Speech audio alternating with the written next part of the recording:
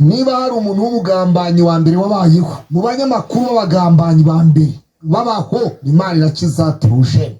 Ibyo twakora byose hatarimo gukunda igihugu, ibyo twakora byose hatarimo kubaha Imana. Baca umugani mu Kinyarwanda ngo nta muryango ubura ikigoryi. Ubu rero Theogene Irakiza yabaye ikigoryi cy'itangazamakuru ry'umwuga mu Rwanda, yabaye umwe mu bigoryi. Ko hari ibindi bigoryi byagiye biboneka mu itangazamakuru ry'umwuga mu Rwanda. Itangazamakuru riba iby'umwuga, rirakora kandi rigakora neza. Nuvuga ngo abanyamwuga babirimo neza barakora kandi bakabikora neza, abo tubaye tubashimiye.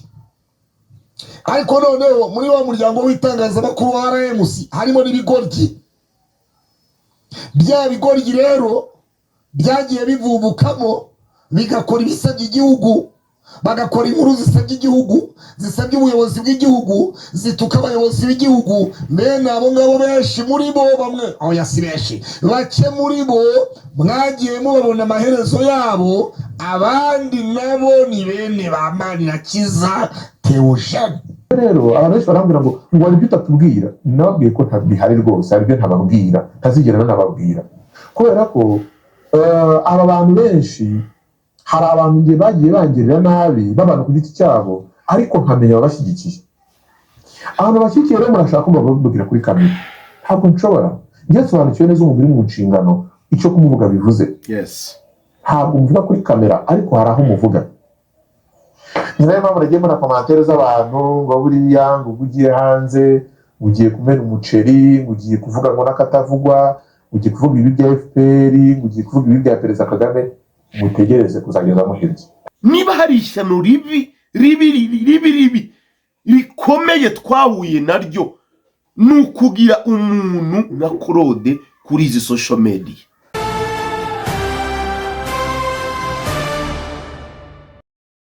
Yes, ibihe byiza kandi amahoro y'Imana nshuti bakunzi ba Kwizera TV, ndabasuje aho muherereye mwese, abari mu Rwanda, abari hanze y'igihugu cy'u Rwanda, mwese mbifurije kugubwa neza. Abakoze subscribe ndabashimiye, kandi nawe utarayikora ngusaba kuyikora kugira ngo tujye tubana mu biganiro byacu bya buri munsi bigiye bitandukanye tubagezaho kuri YouTube channel yanyu. Ni Mr Kwizera nk'ibisanzwe, mbahaye ikaze muri iki kiganiro.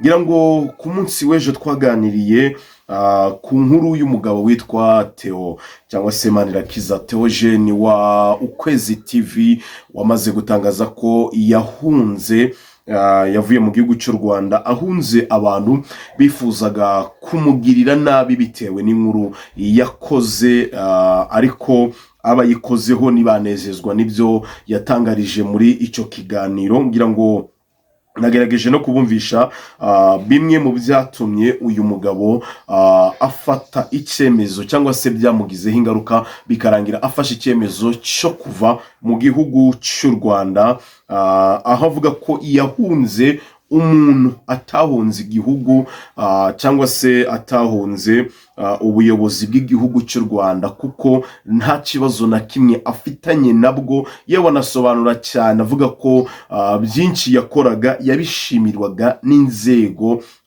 bwite za leta zigiye zitandukanye, ariko anagaruka ku cyo kuvuga ko nubwo abayobozi babaho cyangwa se tugira abayobozi mu nzego zigiye zitandukanye, bidakuraho ko muri abo bayobozi harimo aba baranze guhinduka bitewe na sosiyete bakuriyemo cyangwa se na sosiyete bavuyemo, n'ubundi bikarangira umuntu ahawe inshingano z'ubuyobozi cyangwa se ahawe inshingano runaka, ariko za nshingano ahawe akazikora mu buryo budakwiye. Avuga ko rero yahunze abagwizatunga, yagiye akoraho ibiganiro cyangwa se yakozeho ibiganiro, ariko bikajya birangira bamuteje abantu cyangwa se bamwe mu bayobozi bakoresha ububasha bahawe mu nyungu zabo bwite. Nkuko yabigarutseho mu kiganiro yashizeho ku munsi w'ejo, gifite thumbnail iriho ijambo rivuga ngo ukuri kose. Tamuneri iriho umuyobozi wa polisi ndetse n'umuyobozi w'ingabo z'igihugu cy'u Rwanda, hariho umuyobozi wa ribu ndetse na nyakubahwa perezida wa repubulika Paul Kagame na Theo Ukwezi TV. Muri iki kiganiro hari ijambo yavugiyemo nifuza ko tuza kugarukaho muri iki kiganiro. Ni ijambo nge nari ntegereje ko n'ubundi ribuze kuva mu kanwa ke, ariko ikindi ndi buteguza abantu, mukore ibiganiro mushaka byose mubikore, ndetse n'abishima mwishime bitewe n'igitumye mwishima. Ariko Theo kuva mu gihugu cy'u Rwanda akajya hanze y'igihugu cy'u Rwanda, ndagira ngo mbamenyeshe ko atari gisobanuro cy'uko agiye guhera hanze y'igihugu cy'u Rwanda, uko isaha n'isaha nimuzatungurwe no kumva Theo Manirakiza Theogene, umuyobozi w'Ukwezi TV, nimuzatungurwe no kumva yagarutse ahangaha mu Rwanda ari Kigali. Ntibizabatungure, ntabwo azagaruka kubwa impamvu mbi, ahubwo ntimuzatungurwe nuko ikibazo cye kizinjiramo, nyine kizashorwamo imbaraga twe tutatekerezaga, bitewe n'umumaro yari afite runaka, ndetse bitewe n'abantu avuga ko yahunze, yavuye mu gihugu cy'u Rwanda agizute ahunze. Kuko we yavuze ko kuba yaragiye ntabwo ari impamvu z'uko yanga igihugu, cyangwa se ari impamvu z'uko atari gukurikirana iby'ikibazo cye, ahubwo arindiriye ko ikibazo cye nikimara gukemurwa, nawe isaha n'isaha ashobora kuba yagaruka mu gihugu cy'u Rwanda. Ibyo turagenda tubigarukaho, ariko hari umugabo nifuza ko tuza kugarukaho muri iki kiganiro. Buriya niba hari ishyano rikomeye cyangwa se hari ishyano ribi navuga ngo twaba twaragize nk'igihugu cy'u Rwanda, mu bihe byashize hari ukuntu bavugaga ngo amashyano yagwiriye igihugu, ariko nta shyano ribi twagize kuri social media ndetse no mu gihugu cy'u Rwanda kugira umuntu umeze nka Claude kuri izi social media. Niba hari ishyano ribi rikomeye twahuye naryo, ni ukugira umuntu nka Claude kuri izi social media, cyangwa se kugira umuntu nka Claude akavuka avuga ururimi rw'ikinyarwanda. Simbabeshye, niryo shyano ribi twagize. Buriya hari igihe nicara ngatekereza nko ku bantu yaba yarahagaze imbere akababwiriza, bikarangira munavuze ati ntacyo turemeye, genda ujye kutubatiza. Nibaza umubatizo mwabatijwe uwo ari wo. Cyakoze reka mbabwire, muzagende musabe abandi bashumba babarambikeho ibiganza, bongere babasengere, babavaneho imikoshi mwavanye kuri uyu mugabo. Kuko niba warabatijwe n'uyu mugabo, ukaba uzi ko wabatijwe n'uyu mugabo, umenye ko umubatizo wawe wataye agaciro, kandi uwo mubatizo ntacyo uvuze. Uwo mubatizo yakubatije ufate nkaho ari ntacyo ugize ute, ntacyo uvuze. Nyine wifate nk'umupagani mu bandi, kuko sinibaza n'inyigisho yabaherezaga ari inyigisho zimeze ute.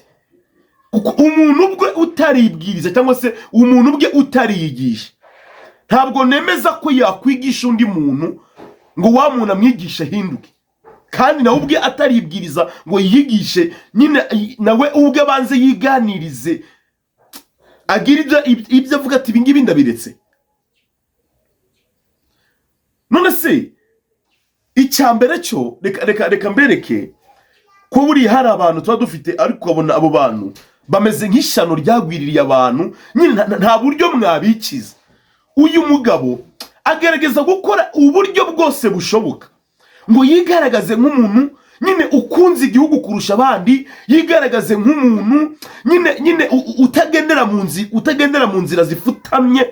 Ariko ibi nongere mbisubiremo, aba bagabo baza bashinja abantu, babashinja ngo ni ibigarasha, babashinja ngo nabavugizi ngo bintera hamwe, ngo bakora ngo mu nyungu z'inyangarwanda. Mujye mubitondera, aba bakorode mujye mubitondera, nibo babi, abangaba nibo babi.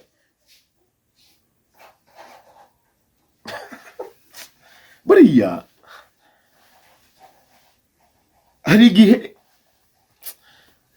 rimwe na rimwe iyo umuntu akosheje afite undi muntu babana, wa muntu babana aramushaka amubwira ati ibi wakoze ntabwo ari byiza, cyangwa se ibiri gukora ntabwo bikwiye, hari ubundi buryo wakora ibintu bikagenda neza.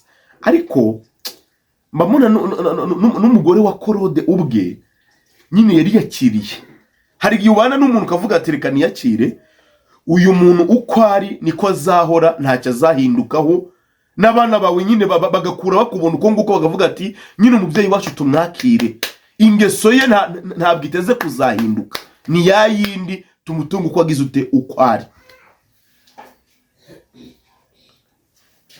Reka mumvishe kimwe mu kiganiro yakoze, ndaza kubumvisha ikiganiro gitangira, nogere mumvishe ku munota wa 7 n'amasegonda 23 hafi aho ngaho. Gendagira ngo mbumvishe nyine hari gihe ureba umuntu ukamugirira impuhwe, kuko ububona ko ibyo arimo nyine nawe siwe ntabyo asobanukiwe, sibyo? Ntabyo asobanukiwe. Urajya kuvuga ngo Theo Ukwezi TV ngo umugambanyi, yagambaniye bande? Ninde yagambaniye? Ikibabaje urabivuga, ariko ntunatanga urugero ngo unavuge ngo impamvu mvuga ibi ngibi niyi.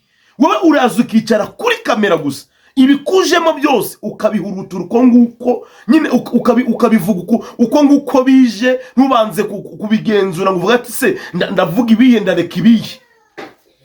Nyine ibikujemo ako kanya niko kuri kwawe. Igitekerezo ugize wicaye kuri kamera uhita ugitambutsa uko nguko, ntabwo ubanza watekereza ngo uvuga ati hajya ibi ngibi ngiye kuvuga. Ako se ubundi ndakurenganya, buhe bwenge bwo kubanza wabitekereza? Buhe bwenge bwo kubanza wabitekereza? Unyumvira hangaha. Niba hari umuntu w'umugambanyi wa mbere wabayeho mu banyamakuru b'abagambanyi ba mbere babaho, Imana irakiza Theogene. Ikigarasha cyitwa Badurama aravuze ngo Theomani irakiza ngo agiye kuvuga ngo ibyo yari yaranze kuvuga ati wakiri mu Rwanda, ngo yari yaramuhujwe kera cyane na Safi Madiba. Aravuga ngo arashimira umunyamakuru Theo, ngo nanone ngo muri uyu mwaka ushize ngo yongera ku nanone ngo nimero ze yari yarazibuze, ngo arongera ngo arazisaba, ngo azisabye rero ngo bavugana na Theo, ngo Theo nibwo yakoze inkuru y'uwitwa Bazili. Imana ifite piyesi. Ibyo twakora byose hatarimo gukunda igihugu, ibyo twakora byose hatarimo kubaha Imana, ibigarasha mwese mbabwire ngo nta mwanya mufite, muzapfa nabi. Bamwe muzagwa muri Victoria, bamwe muzagwa Victoria, abandi muzagwa mu muhanda, abandi muzicwa n'intimba y'umutima, abandi muziyahura, abandi muzimanika. Kubera iki? Mwababaje Imana, mubabaza n'igihugu cyanyu cy'u Rwanda cyiza. Imana yaduhaye igihugu, Imana ibaha igihugu, iduha igihugu, ariko kandi mwabaye ibivume, mwabaye ibyo ntazi, muzapfa mwimanitse nimutagarukiraho. Reka simbuke njye ku munota wa 7 n'amasegonda 23. Munota wa 7 n'amasegonda 23. Yego, reka duheranga kwa dukora ibintu bimwe, kubera yuko baca umugani mu Kinyarwanda ngo nta muryango ubura ikigoryi. Ubu rero Theomani Irakiza yabaye ikigoryi cy'itangazamakuru ry'umwuga mu Rwanda, yabaye umwe mu bigoryi. Ko hari ibindi bigoryi byagiye biboneka mu itangazamakuru ry'umwuga mu Rwanda. Itangazamakuru riba iry'umwuga, rirakora kandi rigakora neza. Nuvuga ngo abanyamwuga babirimo neza barakora kandi bakabikora neza, abo tubaye tubashimiye. Ariko noneho muri wa muryango w'itangazamakuru wa RMC harimo n'ibigoryi. Bya bigoryi rero byagiye bivubukamo bigakora ibisabye igihugu, bagakora inkuru zisebya igihugu, zisebya ubuyobozi bw'igihugu, zituka abayobozi b'igihugu. Bene abo ngabo benshi muri bo, bamwe oya si benshi, bake muri bo mwagiye mubabona amaherezo yabo. Abandi nabo ni bene ba Manirakiza Theogene. ese reka mbere ko nkomeza nkubaze Claude, uwakubaza nk'ibiganiro nka bitatu ngo ubitugaragarize unabisesengure, Manirakiza Theogene yakoze atuka ubuyobozi bw'igihugu cy'u Rwanda, anabuharabika, anabwangisha abaturage, ibyo biganiro wabigaragaza? Buriya nta gitutsi dufite nko kuba hari abantu babona nyine mbivuge muyerangaje ku buryo mutari buze kubyumva nabi, ariko nyine hari ukuntu umuryango bagira abana, babyara umuryango ubyara abana bakagira abana benshi cyane, ariko muri uwo muryango hakavamo umwana ukora amafuti, nyine wa mwana wabananiye, ariko ahanyuze hose akajya yiyitirira ko ari umwana wo muri wa muryango. Nta cyano ribiri dufite cyangwa se ribiri hari nko kuba Claude yiyitirira u Rwanda. Nyine uri wa mwana umubyeyi atakwivanaho kuko yamubyaye, ariko nanone yajya abona ibyo akora akababazwa nabyo. Buriya hari abantu benshi cyane bagushungera, bameze nk'abashungerezi, bagashungera ibikorwa byawe, bagashungera nyine imyitwarire yawe. Wowe wabona bagushungera ukibwira ngo watwitse, wakoze nyine ibintu bihambaye, ariko banazi neza ko muri wowe nta kintu kirimo. Bameze nk'abaje kwiga, nyine baragira ngo biruhukire, baruhure mu mutwe wabo, barebe nyine ibyo uravuga bifutamye. Ariko mbwira uyu munsi wa none, ishingiro ushingiraho uvuga ko Theo Ukwezi TV yakoze inkuru ziharabika cyangwa se zisebya igihugu. Nundi wese urankurikirana muri kiganiro, ujye muri commentaire umpereze impamvu ushingiraho uvuga ko Theo Ukwezi TV yakoze inkuru zisebya ubuyobozi bw'igihugu, zangisha abaturage ubuyobozi, zinaharabika igihugu. Izo nkuru uzinyere kuzime, kuko Theo uyu munsi wa none kuba yaravuye mu gihugu cy'u Rwanda, ntabwo yagiye kubw'inkuru yakoze zisebya igihugu cyangwa se ziharabika igihugu. Yagiye kubw'abantu yagaragazaga amabi yabo, bikarangira bashatse kumugirira nabi.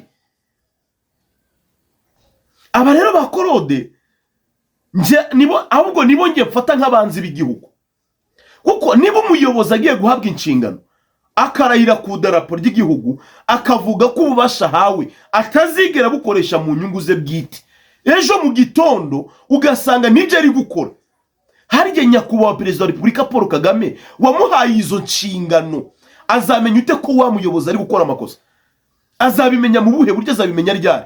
Noneho Theo yakora inkuru igaragaza amafuti ya wa muyobozi, nyamara wa muyobozi yakozeho inkuru, hari uburyo awubanye na Magashi, hari uburyo awubanye na Innocent Kaboko, hari uburyo awubanye na Claude, bikarangira nyine bagaragaje ko Manirakiza Theogene ari gukora mu nyungu z'ibigarasha.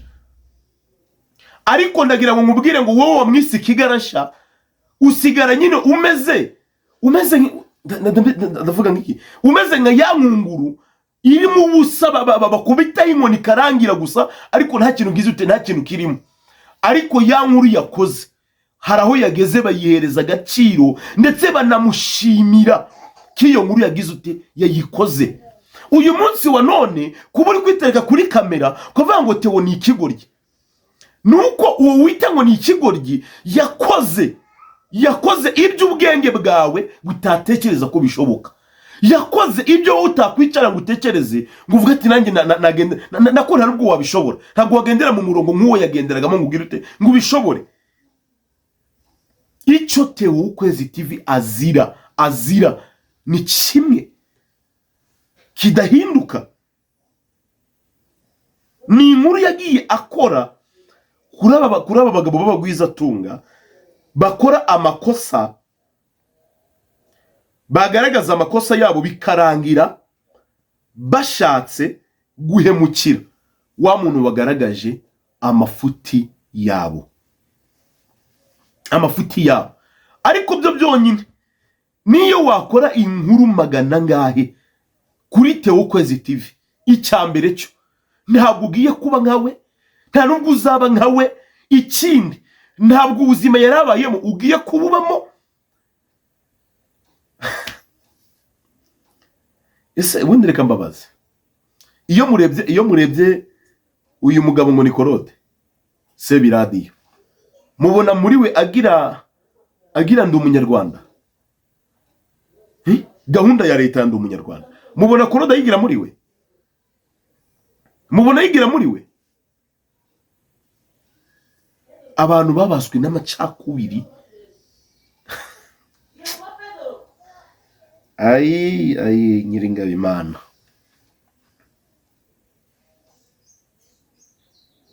Nyine aba ni babandi baba babayeho ariko badashaka kugaragaza ko hari umuyobozi n'umwe ukora amakosa, ariko barahari ndetse benshi cyane, barahari benshi cyane bakora amakosa bitwaje ububasha bahabwa n'amategeko. Benshi nujye ku Kwezi TV urasanga uyu mugabo ngo ni Theo yaragiye akora inkuru zigaragaza akarengane k'abantu, ariko akagaragaza ako karengane k'abantu bari gukorerwa n'abandi bantu bagenzi babo batari abayobozi, ahubwo abandi bantu bagashora amafaranga. Ruswa, iyo tuvuga ruswa, iyo leta ikuvangira kurwana na ruswa, mwibwira ngo ruswa ni ibintu biva hejuru mu kirere bikaza bikamanuka. Ni ruswa itangwa n'abantu bafite amafaranga. Rero Theo yaza akagaragaza bene ibyo ngibyo, ukabona umuntu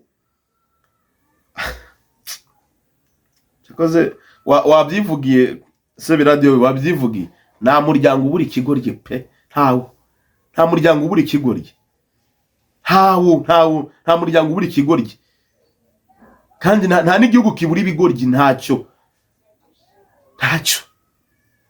Reka nyembwire n'abandi bantu mwese nabonye nyine muri gukora inkuru zo kwataka Theo nyine mumusunikira mu murongo mbese wuko yakoze bidasanzwe. Mwese nyine mujye murisubiramo, mumenye ko hari igihe rimwe na rimwe mukorera amakosa yo gushaka kugaragaza ko mukunze igihugu cyane, ariko muri bya bindi mugaragaza ko mukunze igihugu cyane bikarangira mwigaragaje abo muri bo. Umuntu ukunda igihugu ntabwo azanezezwa no kubona hari umuturage wageze ku bitaro bakanga kumwakira ngo bamuvure kuko ngo atari yishyura mituweli. Ntabwo azanezezwa no kubona hari umuturage uri guhuguzwa ibye, uri kurenganywa n'umuntu akagombye kugira ute kumurenganura. Azabigaragaza ababifite mu nshingano bakuriye wa muntu, baze bamuhane.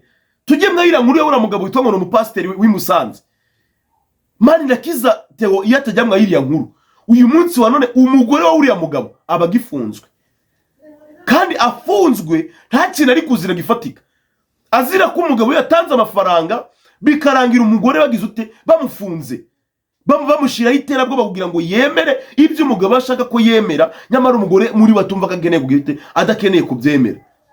Manirakiza yatinjira mwahiriya nkuru ntabwo byari gukunda. None uriya mugabo yaca ku ruhande yakwishyura nka Claude, yamuha 100,000. Claude akaza agaragaza buryo ki Manirakiza Theo ari ikigarashi.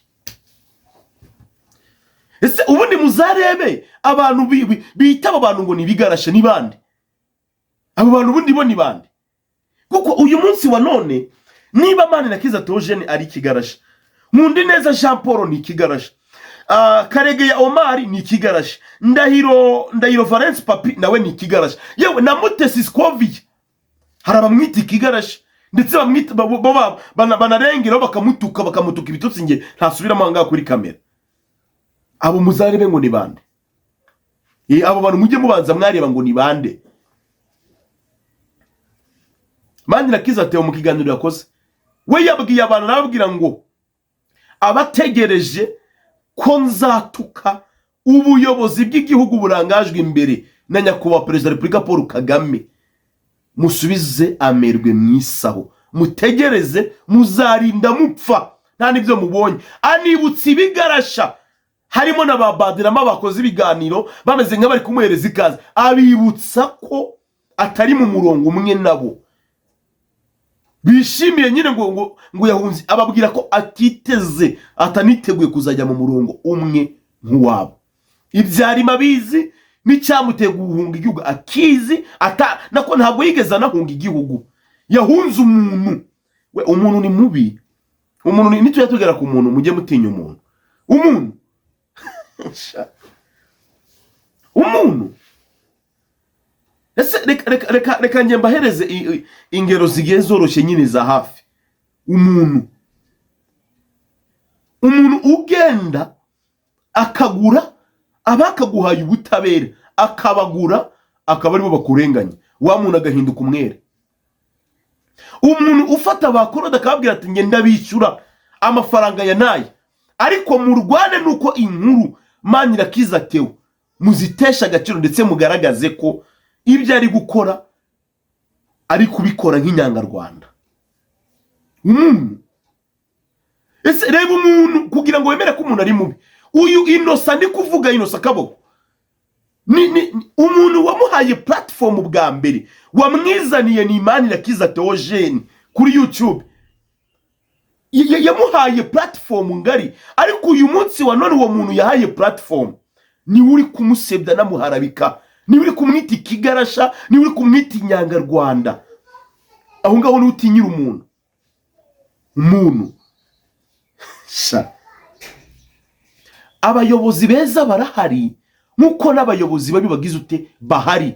Abo bayobozi babiri kugira ngo bamenyekane nuko hari abantu nka Manirakiza Theogene bazakora izo nkuru bakagaragaza ububi bw'abo bayobozi, badakora inshingano zabo neza, bagakora inshingano zabo nabi, bitwaje ububasha bahabwa n'amategeko, bakarenganya abantu bitwaje ububasha bahabwa n'amategeko. Ntabwo nyakubahwa Perezida Paul Kagame wa Repubulika azabimenya hatabonetse umunyamakuru umanuka ngo ajye muri wa mudugudu. Ibingibi bamagasha baza bivugisha ngo muri zo nkuru mu babaransa, ngo babaransa ibiki. Niba umuyobozi yakoze nabi bagomba kubigaragaza ko yakoze nabi. Ikibi ni ukubigaragaza bidahari, bitagaragara ko umuyobozi yakoze nabi. Ariko niba yakoze nabi bakabigaragaza, ikibazo ni iki? Uwabigaragaje ikibazo afite ni iki?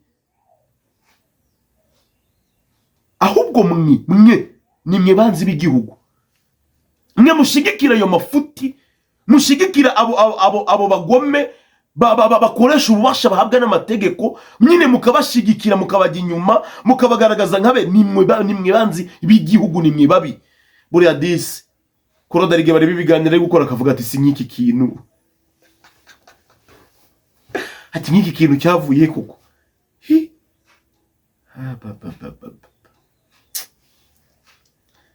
Ewe reka manze mubisha amajwi ya Manirakiza Theogene, inze turi gukomeza n'ikiganiro cyacu. Umva ibyo yitangarije we ubwe abazwa ibintu n'ibiki. Uwo muntu uramutse umuhunze wambwira ngo wahunze iki? Ngiyo rero abantu benshi barambwira ngo wari ibyo utatubwira. Nababwiye ko ntabihari rwose, aribyo ntababwira, ntazigera nanababwira, kubera ko aba bantu benshi, hari abantu ngiye bagiye bangirira nabi babana ku giti cyabo, ariko nkamenya ababashyigikiye. Abantu bashyigikiye rero murashaka ko bababwira kuri kamera, ntabwo nshobora. Ngiye sobanukiwe neza umubiri mu nshingano icyo kumuvuga bivuze. Yes. Ntabwo mvuga kuri kamera, ariko hari aho muvuga. Ni nayo mpamvu nagiye mbona komantere z'abantu ngo buriya ngo ugiye hanze, ugiye kumena umuceri, ugiye kuvuga ngo n'akatavugwa, ugiye kuvuga ibi bya FPR, ugiye kuvuga ibi bya Perezida Kagame. Mutegereze kuzageza muhirye, ntabyo muzabona. Umuntu wangiriye nabi, nabonye imikorere ye mibi, mfite uwo nzabibwira akabyumva reka njyewe iyo muvuze ngo ubuyobozi bw'u Rwanda muransetsa u Rwanda ntabwo ruyoborwa n'abantu bameze kimwe 100% kuko bavuye muri sosiyete yacu ubwayo niba ifite ibibazo by'uko abantu tutameze kimwe, hari abanga akarengane, hari abagakunda, no mu nzego z'ubuyobozi hari ushobora kurenganya abandi, ariko hari n'abantu bazima. Ndibuka rimwe ubwo duheruka kuri polise na RIB badutumiye Kacyiru, hari umupolisi umwe uri ku rwego rwa commissioner of police, ntabwo mabwiriza urwego ayobora muri polisi ariko n'urwego rukomeye cyane mu gihugu. Twaraganiraga, yari njyewe, yari umukomishona, yari Karegeya, sinibuka n'abandi, ariko tubwiraga abantu akunda ibitekerezo byabo. Uzi igitangaje, abakunda ibitekerezo byabo yavuga ko ashyigikira ababazo n'uko abantu babataka. N'ubu ni njyewe, ni Karegeya Omar n'abandi nk'abanga, ahubwo Karegeya ashobora guhita amwibuka uwo mukomishona, n'uwo mukomishona aho ari mu nshingano arabizi. Nk'uwo muntu kari mu nzego z'ubuyobozi, kari umupolisi uri mu nshingano, ubwo nzajya mvuge nabi polisi kandi muzi nzi ko akunda ukuri. Hari umupolisi twicaranye n'abari ku rwego rwa commissioner, hari rwego rwa ACP, siza kubabwira izina n'inshingano ze, turicara ndamuganira n'ibintu bintu rero by'ibintu bimeze gutya na gutya by'abantu bataka abantu bavuga ukuri, ngiye kureka itangazamakuru. Afande, ndibuka ko wambwiye ngo ntuzakora ikosa, ufitiye igihugu akamaro, ufite ibintu byinshi ufasha igihugu, ibintu bizaguca intege. Aho nambwira ati wibuke ko hari n'abatuka perezida, ati nese ubona perezida niba bamutuka azareka inshingano. Uwo ni Manirakiza Theogene. Ubundi rero nk'aka kana basorejeho niko kamurye, niko karya aba bantu baba babarwanya, baba nyine kumva ko wa muntu burya zangura akora. Hari n'abamubwira ati courage, urakora ibintu byiza, urakora ibintu bifitiye igihugu akamaro. Nibyo bibarya banange, nibyo bibarya. Ai sha yagaze simbabeshya. Hari igihe ukurikirana umuntu kareba ibyo umuntu yatangaje,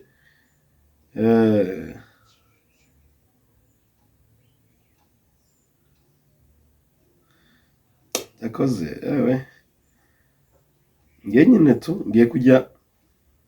ngiye kujya ndeba nicecekere, kuko hari igihe uvuga cyane kuko yavuga wese siko kuyamara amagani w'abagande.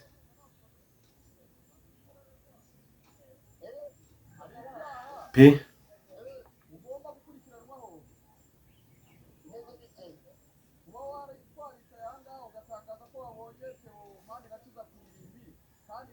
ezundi ngambabaze irimbi uyu Korode yavuze yabonyeho Manirakiza Theogene. Iryo rimbi bamugani watugaragariza n'ifoto waba waramufotoye ahari, niba kuko waramubonye, kuko iyo ukavuga ibintu bidafite ibimenyetso n'ibizibite, abantu twe tukubona nk'umusazi.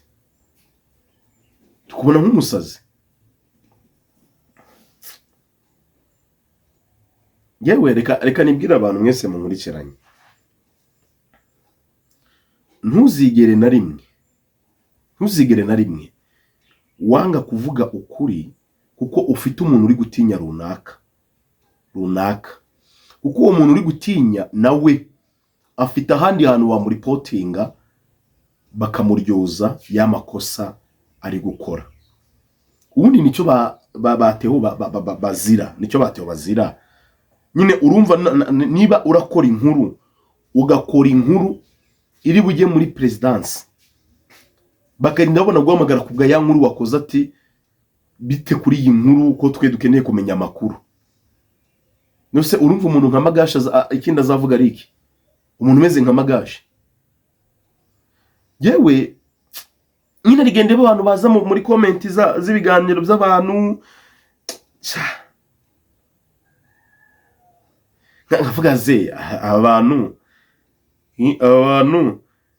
bari kwandika comment nk'izi ngizi bazi ibyo barimo. Mane hari abantu bakora ibiganiro benshi cyane kuri izi platform dukoreraho, benshi bakora ibiganiro byinshi, ariko ibyo biganiro bakoze babishyuye ndetse banababwiye uburyo bari bikore bya biganiro.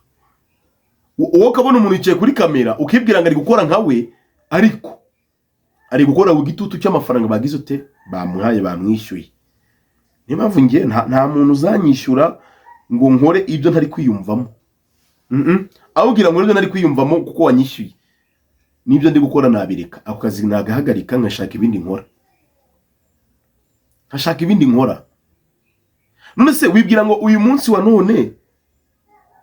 none kari ibintu nyine abantu baba bareze.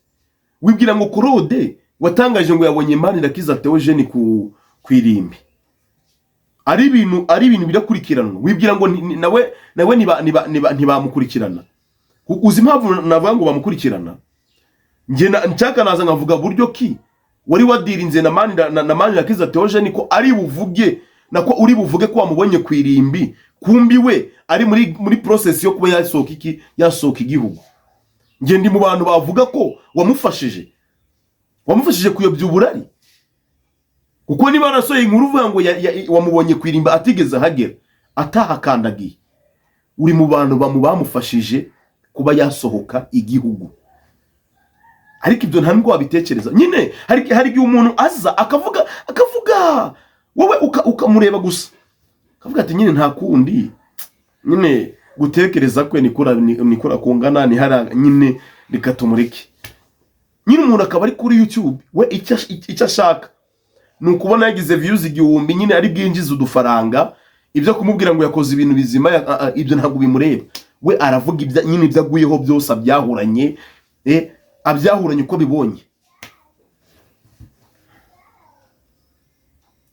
Theo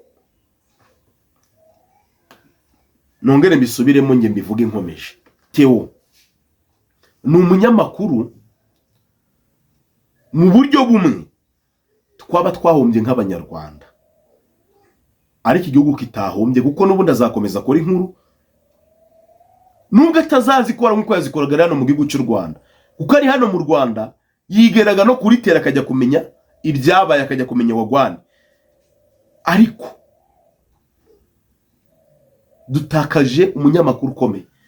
Ariko nawe ngaho mumbwire, murebe muri RMC bafite nk'abanyamakuru nk'icumi cyangwa 12 bameze nka Sebi Radio, cyangwa se mufotore mu buyobozi bw'igihugu dufite nk'abayobozi nka 12 bameze nka Sebi Radio.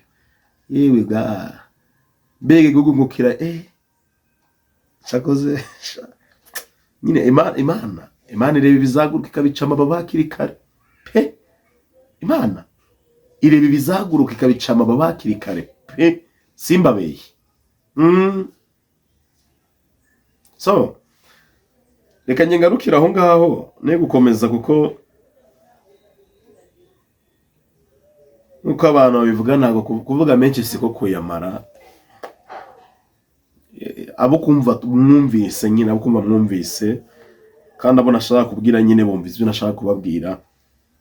Reka mbifurize gukomeza kugira ibihe byiza ndetse n'amahoro y'Imana. Duhurire mu biganiro binini buze kubagezaho mu masaha ari imbere. Ndabakunda cyane kandi mbahoza ku mutima.